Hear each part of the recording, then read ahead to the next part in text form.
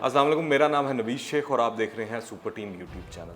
America और चीन की रकाबत आलमी ताल्लुकात का एक फैसला कुन मरहला है। तारीख बताती है कि एक उभरती हुई आलमी ताकत और एक मौजूदा आलमी ताकत के दरमियान जंग टाली नहीं जा सकती। गुज़िश्ता 500 बरसों की तारीख को छानें तो ऐसी 16 मिसालें हैं जिसमें उभरती हुई ताकतों ने पहले से मौजूद ताकत का सामना किया और 16 में से 12 का नतीजा जंग की सूरत में निकला। बरतानिया और जर्मनी की ही मिसाल ले लें। जब 20वीं सदी में जर्मनी बरतानिया से आगे बढ़ने वाला ही था कि बोस्निया में एक मामूली से शाही ख़ानदान के अफराद के कत्ल से जंग शुरू हो गई, जिसे दुनिया आज दूसरी आलमी जंग के तौर पर याद करती है। जब 26 दिसंबर 1991 को सोवियत यूनियन बिखर गया और अमेरिका दुनिया की वाहिद सुपर पावर बनकर उभरा, तो अमेरिका में ये सोच परवान चढ़ने लगी कि अब दुनिया में इसके आगे कोई नज़रियाती हरीफ नहीं बचा। जब अमरीकी एहलकारों ने वबा को पहले वुहान वायरस और फिर चीनी वायरस के नाम से ताबीर दी, तो चीन की वजारत खारजा के तर्जमान ने अमरीका को मुतनब्बे किया कि वो चीन को गाली देने से पहले अपने काम पर ध्यान दें। वबा के हवाले से लगाए जाने वाले इल्ज़ामात असल मसले से तवज्जो हटाने की एक बचकाना कोशिशें हैं। ये अमेरिका की जानिब से सूरत हाल से निमटने में अपनी नाकामी को छुपाने की एक कोशिश है। वबा पर अमेरिका और चीन की लफ्ज़ी जंग में तेज़ी आती जा रही है और इल्ज़ामात दर इल्ज़ामात का सिलसिला जारी है। वाइट हाउस के इक़्तिसादी मशीर लैरी ने खबरदार किया है कि वबा के मामले में चीन का एहतसाब किया जाएगा। दूसरी तरफ चीन अमरीकी इल्ज़ामात की मुतअद्दिद बार तरदीद कर चुका है और अब भी अमरीकी इल्ज़ामात की तरदीद कर रहा है। चीन का कहना है कि अमरीकी ढिठाई से झूठ बोले जा रहे हैं। इससे कबल अमरीकी सदर डोनाल्ड ट्रंप ने वबा के हवाले से एक प्रेस कॉन्फ्रेंस में कहा था कि या तो चीन इस वायरस पर रोक लगाने में नाकाम रहा या फिर इसने दानिस्ता तौर पर इसे फैलाने के वास्ते छोड़ दिया। फिर अमरीकी सदर ने कहा कि इन्हें यकीन है कि वायरस की इब्तदा किसी चीनी वायरोलॉजी लैब में हुई है, लेकिन उन्होंने शवाहिद बयान करने से इनकार कर दिया। इसी हवाले से अमरीकी सदर डोनाल्ड ट्रंप के बाद अब ताज़ा तरीन बयान अमरीकी secretary of state Mike Pompeo ने भी दाग दिया है कि इनके पास इस बात के काफ़ी शवाहिद मौजूद हैं कि वायरस को चीन के शहर वुहान की लेबॉर्ट्री में तैयार किया गया। इधर चीन की वुहान इंस्टीट्यूट ऑफ वायरोलॉजी ने इन तमाम तर इल्ज़ामात को मुस्तरद करते हुए इन्हें मन घड़त और बकवास करार दिया है। चीन और अमरीकी हुकूमत के दरमियान एक अरसे से तनाव जारी है, जहां दोनों ही मुल्क एक दूसरे को वायरस के फैलाव का जिम्मेदार करार दे रहे हैं। चीन भी इन इल्ज़ामात पर चुप नहीं है। चीन ने इल्ज़ाम आयद किया था कि शायद चीन में अमरीकी फ़ौज वायरस लेकर आई हो, जबकि अमरीका ने कहा था कि ऐन मुमकिन है कि चीन ने वायरस को जानबूझकर फैलने दिया हो। चीन ने अमरीकी रद्द-ए-अमल पर तंज करते हुए दोनों ममालिक की नुमाइंदगी के लिए एक मुख्तसर एनिमेशन को भी जारी किया है, जो काफ़ी पॉपुलर हो रही है, जिसका इन्वान है कि एक दफ़ा का जिक्र है एक वायरस था।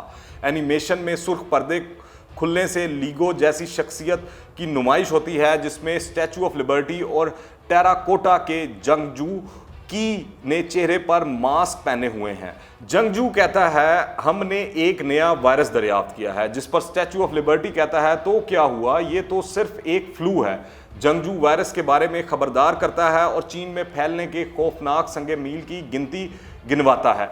स्टैचू ऑफ लिबर्टी ट्रंप की प्रेस कॉन्फ्रेंसों की जुबान के साथ जवाब देता है, जिसमें इसने बीमारी की शिद्दत को कम किया। जंगजू पूछता है कि क्या आप खुद सुन रहे हैं, क्योंकि स्टैचू ऑफ लिबर्टी बुखार से सुर्ख होना शुरू हो जाता है और इसकी नस में ड्रिप लग जाती है। मुजस्मा जवाब देता है कि हमने तो हमेशा ही सही होते हैं, अगरचा हम खुद इसकी तरदीद कर देते हैं। ये वीडियो काफ़ी पॉपुलर हो रही है और इंटरनेट में इसने तहलका मचा दिया है। मज़ीद जानने से पहले अगर आपने अभी तक इस चैनल को सब्सक्राइब नहीं किया है तो इस चैनल को सब्सक्राइब करें, बेल आइकन को प्रेस करें ताकि ताज़ा तीन अपडेट्स और नई वीडियोज़ आपको बर वक्त मिलती रहें। इस आलमी वबा के दौरान एक नज़रियाती बहस भी जारी है।